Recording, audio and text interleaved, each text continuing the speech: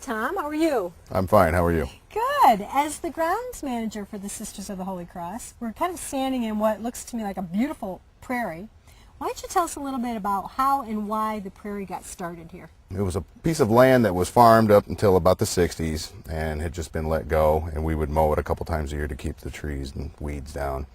And we came up with the idea of starting a native prairie restoration on the 14 acres that is a floodplain off the St. Joe River. So really you've converted this now into native plants, and it's got to be a great benefit for the wildlife. Oh, definitely. You can see big improvement in the amount of songbirds down here. They're down here even as it's going dormant. It's perfect time for them. Sure, lots of seeds. Lots of seeds. Yeah, There's lots of birds down here, the deer and all kinds of good wildlife. So it's an interesting habitat, and watch it come along. It's been interesting. That's great. And speaking of wildlife, just out sort of on the edge of the prairie, there's an osprey pole. Why don't you tell us about that? That was put up in 2005 by the DNR. The DNR had seen some ospreys along the river, the St. Joe River, and approached the sisters with the intention of putting up a tower, and they were very much for it. So they put it up in 2005.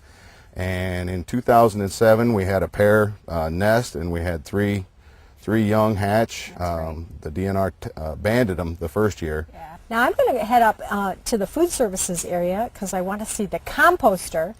But you're sort of using the back end of what, reaping the fruits, so to speak, of the composter. You're using that in soil amendments, is that true? Right. We're adding it to poorer soils that we have from excavations, fill dirt.